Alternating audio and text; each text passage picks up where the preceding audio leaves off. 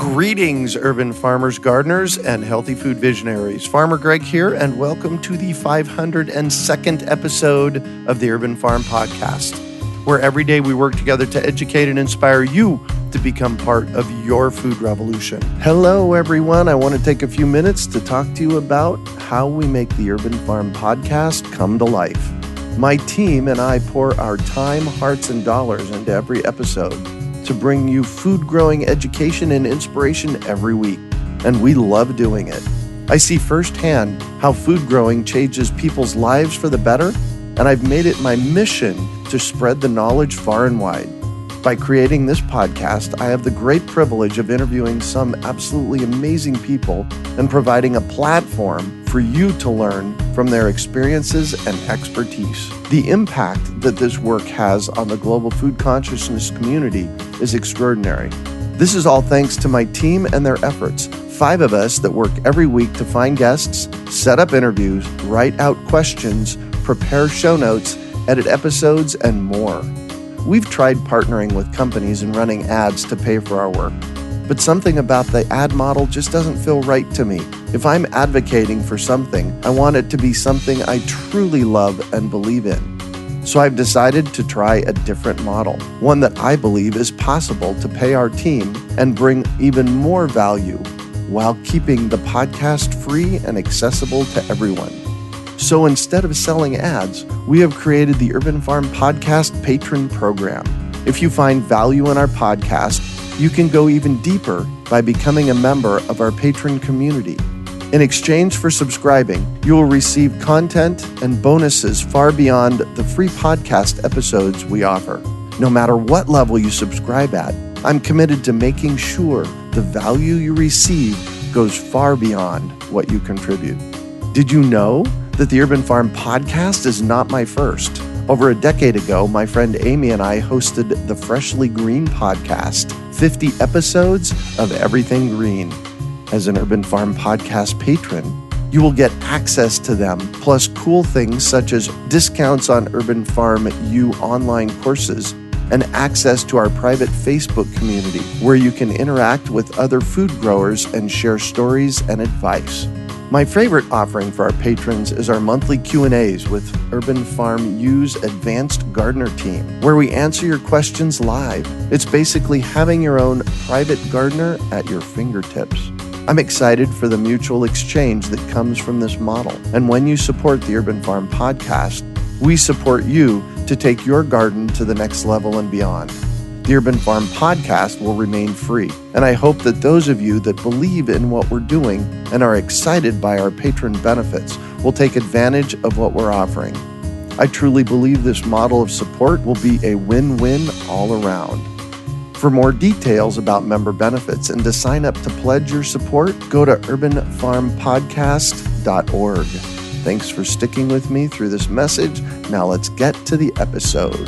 Today on our podcast, we have someone who is building her community of farms 1 yard at a time. We're talking with Allie Borovik about networking small yard farms. Allie was born in Houston, Texas, and raised in Memphis, Tennessee, not on farms, but always around food. She spent her college years in New York City playing volleyball, studying politics, food, and public health. In 2017, she fell in love with farming at the Farmer Training Program in Burlington, Vermont. A year later, she was growing vegetables and some animals at Stone Barns Center for Food and Agriculture outside New York City. Just this past spring, Allie moved to Austin, Texas to start Neighborfood, a neighborhood-based network of small yard farms. Currently, she has 3 yards in production and is selling her produce to restaurants and markets around the city. Allie started Neighborfood as a way to feed people, build communities, and combat climate change. Welcome to the show today, Allie. Are you ready to rock? Absolutely. Excellent. So I shared a bit about you. Can you fill in the blanks for us and share more about the path you took to get where you're at today? Yeah,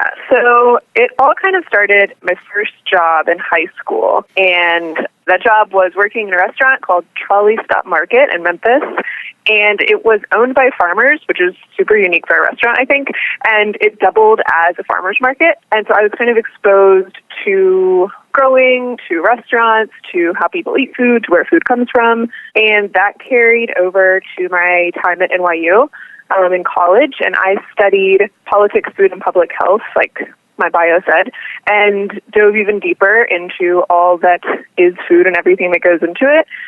And I ended up working in restaurants, mainly front of house, and like serving and waitressing and whatnot. And I was actually diagnosed with Lyme disease, I don't know, like 4 or 5 years ago, and got super sick, had to sleep a lot more, and had to quit working in restaurants. And I decided that farming could be potentially both healing and educational. And so I went to the farmer training program in Burlington, Vermont, and just fell in love with growing food and farming and being outside all the time and feeding people. And then since then, my body has mostly healed from Lyme. And yeah, now we're here today. Wow. So one thing you don't know, unless you've listened to a lot of my podcasts, is that both Heidi, my sweetheart, and I have Lyme. So we've been... I actually remember that, yeah. I did listen to one of those podcasts. Yeah. We've been dealing with that. So it's a fun process. Yeah, certainly. One way to put it. Yeah, exactly. So what got you to Austin? Well, I'm originally from Houston. That's where I was born. That's where my dad is from. My parents lived there for a while, and we lived in Austin for a whole 9 months when I was in first grade. We moved from Houston to Austin, and I just fell in love with it. And then we unfortunately had to move to Memphis, which is still cool, but not quite as cool as Austin. And I've always been pining for Austin. So I finally convinced my husband to take the move south. And here we are. Nice. And so you've just been there for 6 or 8 months. Yeah, about 6 or 7 months now. Wow, congratulations. Because I hear Austin is a really cool place. It is. I love it. There's so much water. Well, I mean, not rain, but there's a lot of like lakes and cool swimming holes, and it's lovely. And the good food movement there. Yes, definitely. Nice. There are a lot of urban farms and farmers markets and restaurants doing cool things. So how did you come up with this idea for Neighborfood? So it all kind of started, I'd say about a year ago when I was working at Stone Barns, and Stone Barns was great. I had an excellent experience, but I was frustrated with not having more autonomy over my decisions in farming, and having 1 year of educational farming experience at the farmer training program at UVM, and then 1 year of production farming experience. I wanted to try and find out if some of my ideas were going to work. And so I wanted my own land originally, but then my husband is a software engineer, so he needs to live in a city, and land in cities is really expensive. And right. I didn't want to just go buy 10 acres in a city because I can't. And that seemed way too much overhead to start just to try all my ideas. So I was in Austin a couple of years ago, and I realized that there are a lot of yards here, and people water their yards. And that seemed outrageous to me because the yard right. isn't doing anything. And we have water restrictions here, as I'm sure you'll do there in Arizona, and it doesn't rain a lot. We were talking earlier, and I said it rained for the first time in 3 months here today. So in my head, I was like, well, why can't I grow things that people can eat? I'll still have to water them a little bit, but I can water them at night when there's less evaporation, and it can be something that people can actually consume. So I started researching it last year and found Curtis Stone in Canada and then Fleet Farming in Orlando, and they were kind of two models that I based my own business model off of. Awesome. And how are you finding it farming as a young woman in Austin? How's that process working? Yeah, well, first I'll say that I've had one person tell me, this wasn't in Austin, this was actually in New York. I told someone last year in New York I was a farmer, and they told me that I shouldn't be a farmer because it's a man's job. Oh, my God. Yeah, and I was like, okay, all right. Well, there you go. I don't agree with that at all, but sure, whatever you think. So, yeah, but overall, in New York and in Austin, it's been really good. Yeah, the farmers here in Austin specifically are so kind and passionate and supportive. David, who's from Eden East, I think you had him on your podcast. Yes. He's incredible. I live next door to him, and he has been so supportive. So, yeah, I wouldn't say there's been too much of a difference between farming as a man or a woman in Austin, just because the farming scene here is really tight and kind of small, but small in a good way. Nice. And how do you go about finding yards Actually, let me step back from that a little bit. Tell me what the structure of your business looks like. Do you want me to tell you how it starts, what it looks like when people tell me they're interested, or Sure. what the behind the scenes structure is? We'll do both of them, but start with the first one. Okay, so when someone comes to me or emails me or messages me on Instagram saying they're interested, I have a form on my website that they can fill out that gives me just a bunch of background information that I can kind of screen them and screen the yards without having to waste my time going to a bunch of plots, because people are actually really interested in the idea, and I've had to turn down far more plots than I thought I would just because of time management for myself or different factors that wouldn't make the plot a good farm for me. So I send them that link, they fill it out. If it's going to be a good fit, I go and I visit the plot with them. We talk. I give them the whole spiel about how it works. And then I send them a memorandum of understanding.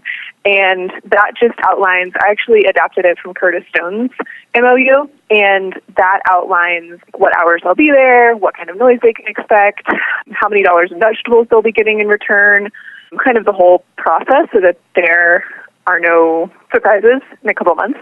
And it's not legally binding, but it just helps get everyone on the same page. And then from there, I either tarp to kill the grass, if it's an in-between kind of season and it's not great for planting immediately, or I BCS or sod cut in the BCS, depending on what the yard is, compost, set up irrigation, and then plant. You said BCS? Yes.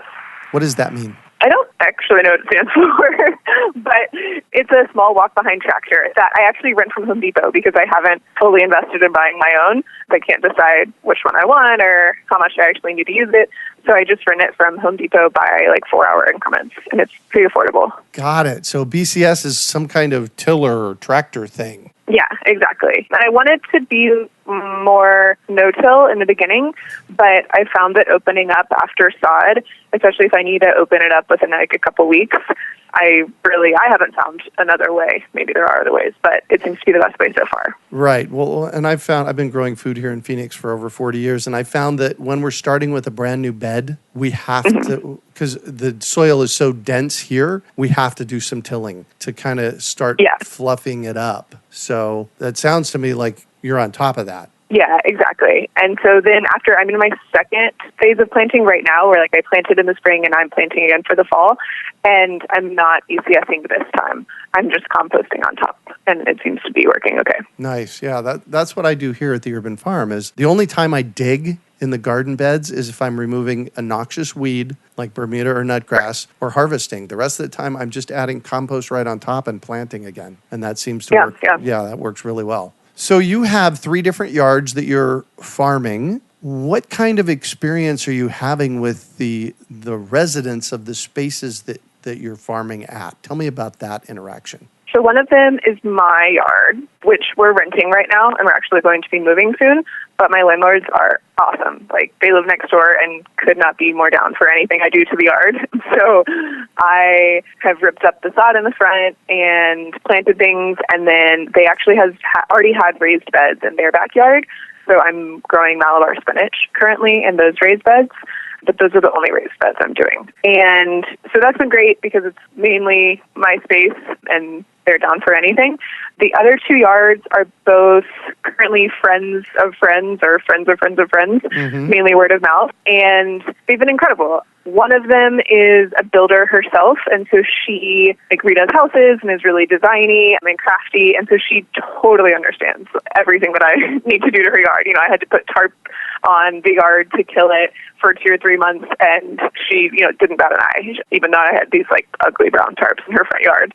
So yeah, it's been pretty good with those. I had some not so great experiences, I'll say, earlier on in the spring, but right now the yards that I have and the landowners are really great. Well, and it's a big part of it's all about developing that relationship. And, if you have an experience that's not so great, you don't need to go there again. Right, exactly. Yeah. And the ones that weren't so great, I just viewed it as a business learning experience and glad that I got out of there sooner rather than later. And yeah, moved on. There always be more people who are wanting me to use their lawn. So. Oh, yeah. I don't do anything close to that. And once or twice a month, I get phone calls or emails from people here in Phoenix that say, hey, you got anybody that wants to farm my yard? Yeah, exactly. So what is your biggest challenge farming yards? I would say I have two challenges, and one of them is shade.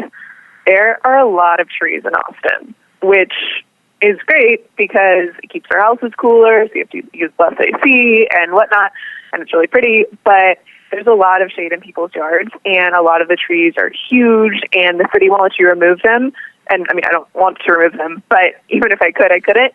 And it prohibits me from farming a lot of people's yards just because not enough light gets to it. Right. And then the other challenge is just the size of the plots.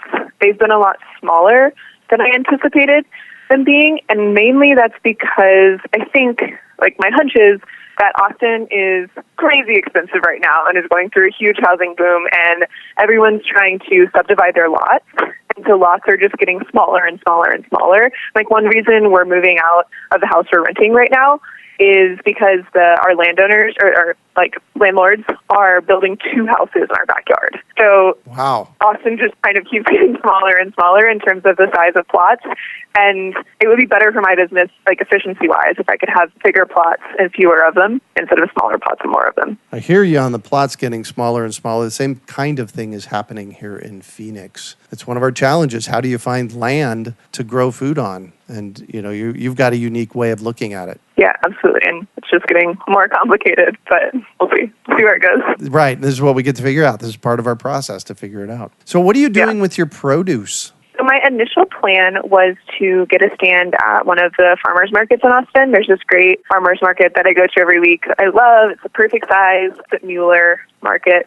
And I really wanted to stall there, and my plan was to grow produce, to sell it at that market. But through a series of events in the spring and my husband and I deciding to start a family and me getting pregnant, things didn't work out quite as planned, and I didn't get quite as much done, and a couple plots fell through early on, and so I didn't have as much produce and as much like regular supply of produce that I would need to have a market stand. So what I've been doing this summer is selling to restaurants directly, just depending on what I have that week, and selling to certain value-added farmers and their businesses. So there's a farmer, Ryan, he runs F-Stop Farm, and they do kimchi and all sorts of ferments. And so I've been selling a bunch of my produce to him so that he can ferment them. And then I've actually been selling to David, who you talked to at Eden East. They have a market twice a week, and he has been awesome, like I said, and so supportive, and he has been buying a bunch of my produce to then resell.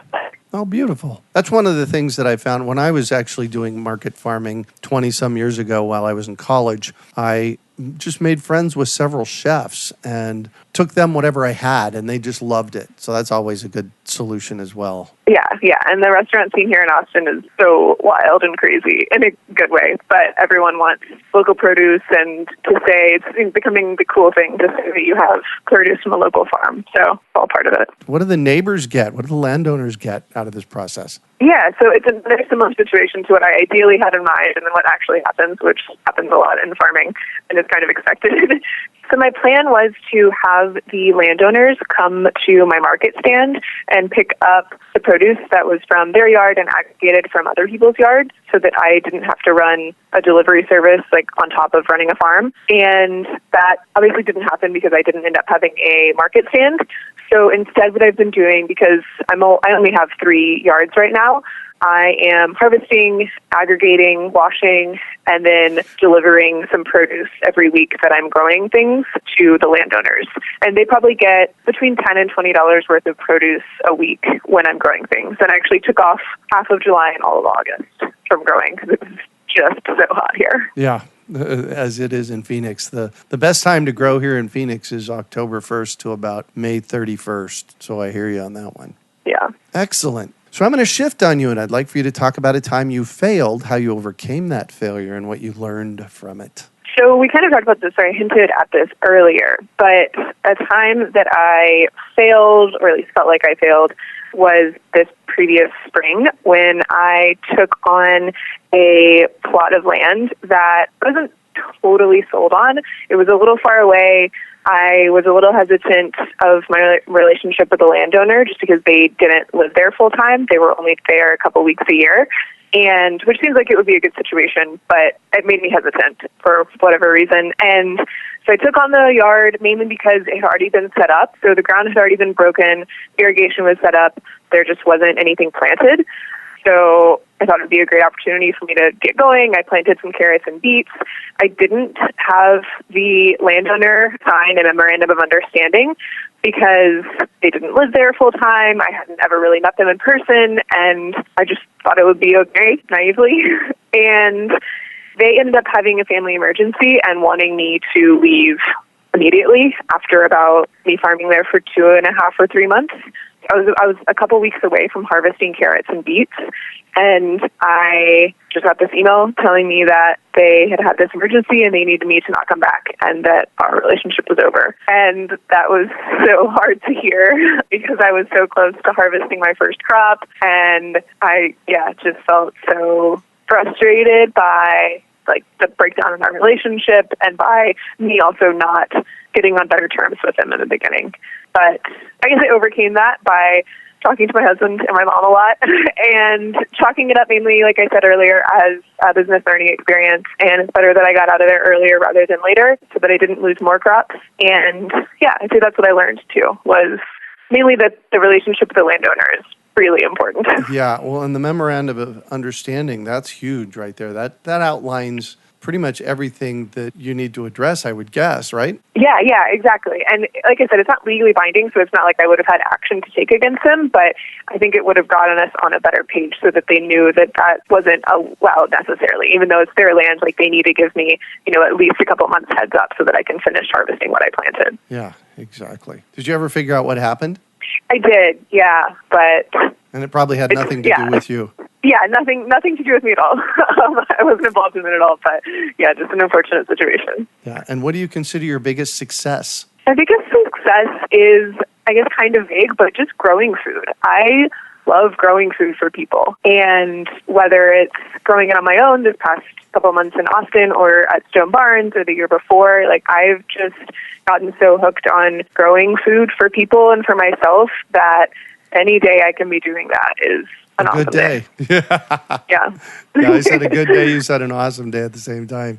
Yeah. I hear you on that. I got to, I spend most of my time in front of a computer with the podcast and the online school and all this writing that I do. And so I hear you. Any day that you can get out in the yard and make food happen or prep for food happening, it's an awesome day. Yeah, absolutely. And what drives you? What's your big why in the world? Really feeding and nourishing both myself and other people with food either I grow or even just food I get from other farmers. Through my experience with Lyme and really learning that nourishing myself and taking care of myself first is how I'm going to be able to keep doing this work and keep feeling better is the most important thing. And I think that farming is such a unique thing because I can nourish myself and feed myself through it, but I can also nourish others. And that is really cool to me. Yeah, that is cool. Good on you. If you could recommend one book for our listeners, what would it be and why? It would be Leah Penniman's book that just came out last year, I think, Farming While Black.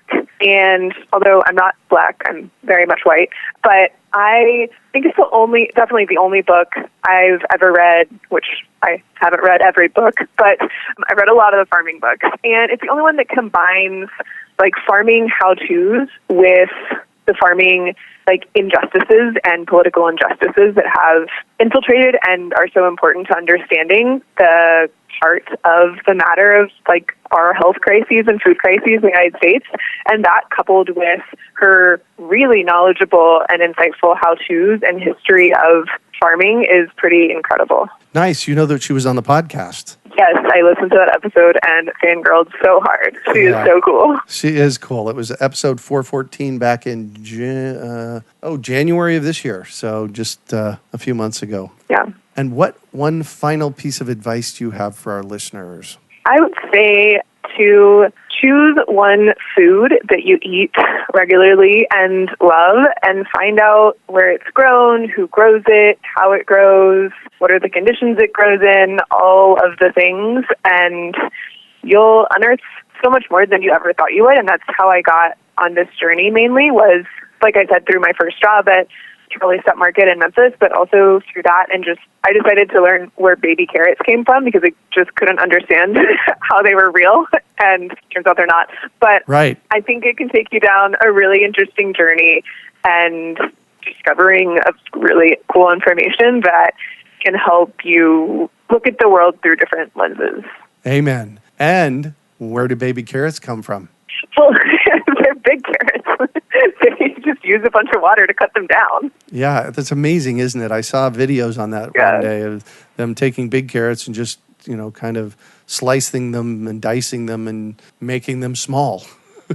Right. It's crazy. And then we pay for money and put them in plastic bags. I don't know. I mean, I was a consumer of them for a while. I love them because they're convenient and whatnot. But I don't know, once you unearth what actually happens, it makes it hard to buy them anymore. Yeah, right. So you also mentioned, I'm going to go on an aside here. You also mentioned you're pregnant. Congratulations. Thank you. You have a challenge coming up around feeding your little one. How are you going to manage that? We'll see. I have a plan in my head. Like I said, so many of these things with Neighborfood, I have a plan, and I'm very much a planner, and I write everything down and plan things out, but things always change, farming as in life. And right now, my husband and I are thinking I'm going to farm as much as I can until this little thing comes out at the end of January or February. And he's been helping out a lot whenever I feel too tired or I'm nauseous or whatnot. So he's been a huge help the past couple of months and going forward. And I haven't scaled up Neighborfood anymore because of this. So I could take on I have the bandwidth for about 2 to 3 more yards, but I'm keeping it manageable and like almost at a part-time right now because of this impending small child coming into the world. And I don't want to get too overworked and too busy to then have to let people down because it's other people's land. So it's harder to pull out of other people's land. So the plan is for me to take mainly January, February, and March off, and my husband will help me or do the feeding in the greenhouses for the summer. And I'll take those months off pretty much completely of farming. That's the plan right now. I may take less, I may take more, depending on how I feel, and then go from there. And I want to strap this little baby on me and carry on. That's my plan. But we'll see what him or her has in mind. Nice. And the question was more specifically, what are you going to feed the little one? How are you going to do that? Oh, yeah, that too. I'm planning on exclusively breastfeeding. We'll see how that goes.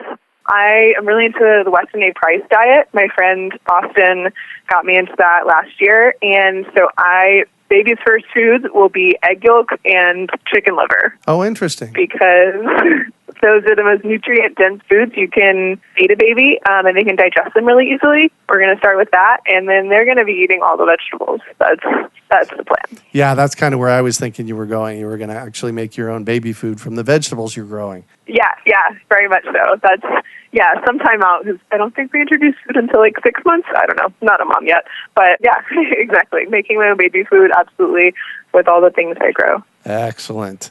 Thank you so much for joining us on the show today, Allie. Yeah, thank you. How can our listeners find you and find out more information about what you're up to? So on all social media, Instagram, Facebook, and Twitter, I'm most active on Instagram. Our handle is Eat Neighborfood. Neighborfood was actually already taken, funny enough. So it's just Eat Neighborfood on all 3 of those. And then they can email me, Allie, ALLIE, at eatneighborfood.com. Beautiful. And so your website would be eatneighborfood.com. Right.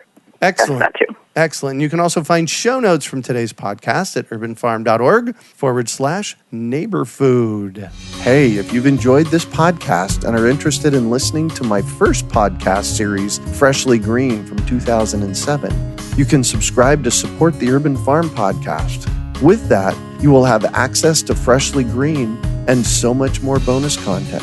Visit urbanfarmpodcast.org to find out more and to pledge your support. We hope you enjoyed today's episode of the Urban Farm Podcast. Remember to listen for tips, advice, and resources to help you on your journey with urban farming.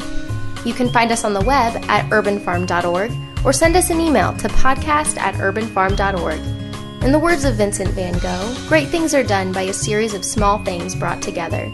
Be encouraged that with each lesson learned and skill developed, you are one step closer in the direction of your dreams.